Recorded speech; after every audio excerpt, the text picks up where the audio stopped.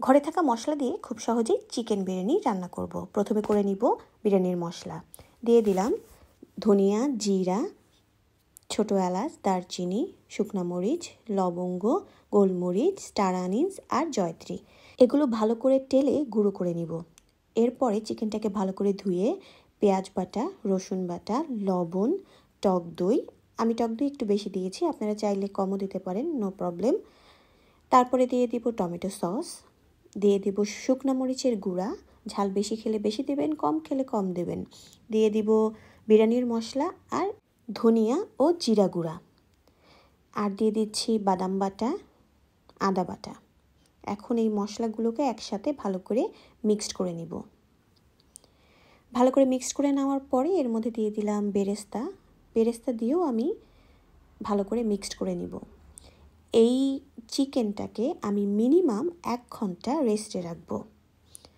1 ঘন্টা রেস্টে রাখার পরে আমি চিকেনের গায়ে থেকে যে মশলাগুলো এক্সট্রা লেগেছিল সেগুলো ছাড়িয়ে আমি ভেজে নিচ্ছি। আপনারা অল্প আঁচে লালচে করে একটু ভেজে নেবেন, তাহলে চিকেনটার গন্ধটা থাকবে না। আমি এই যে চিকেনটাকে একটু লালচে করে ভেজে নিয়েছি। চিকেনটা ভাজা শেষ, সেই তেলের মধ্যে আমি গরম মশলা দিয়ে দিচ্ছি আর দিয়ে দিলাম চিকেনের যে গ্রেভিটা ছিল সেইটা। সেই গ্রেভিটাকে আমি ভালো করে কষিয়ে এর মধ্যে দুধ দিয়ে দিলাম। এখন দিয়ে দিলাম কিছু কিশমিশ আর দিয়ে দিব চিকেনটাকে আমি ভালো করে কুক করে নেব। চিকেনটা ভালো করে কুক হয়ে যাওয়ার পরে এর মধ্যে দিয়ে দিব আমি বিরিয়ানি মশলা দিয়ে আমি ভালো করে নেড়ে চেড়ে নিব। লাস্টে আমি দিয়ে দিব কাঁচামরিচ। এখন আমার রান্নাটা কমপ্লিট চিকেনটা। এখন আমি রান্না করব পোলাও রান্না করার জন্য বেরেস্তার তেল নিয়েছি, এর মধ্যে দিয়ে দিলাম গরম মশলা। এটাকে একটু হালকা করে ভেজে নিব, সাথে কিন্তু ঘিও দিয়ে দিয়েছি একটু। দিয়ে দিলাম পেঁয়াজটাকে আমি একটু হালকা করে ভেজে নিব, লালচে করে না, বেরেস্তার মতো করে না, ওইভাবে ভাজবো না। এর মধ্যে দিয়ে দিলাম আমি চাল।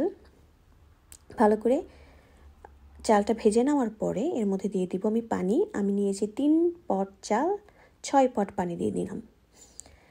চালটা প্রথমে আমি বেশি আঁচে রান্না করব, তারপরে আমি অল্প আঁচে দিব। আমি এখন এর মধ্যে দিয়ে দিব চিকেনের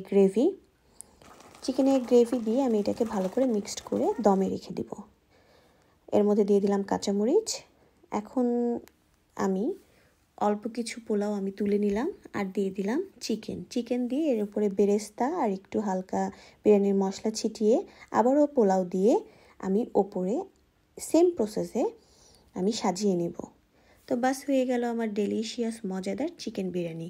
তবে আমি চিকেনটা পরে দেওয়ার কারণ হচ্ছে, চিকেনটা যে আমি এইভাবে পরে দিলাম, চিকেনটা অনেক জুসি থাকবে, না হলে চিকেনটা ভেতর থেকে অনেক ড্রাই হয়ে যায়, খেতে ভালো লাগে না।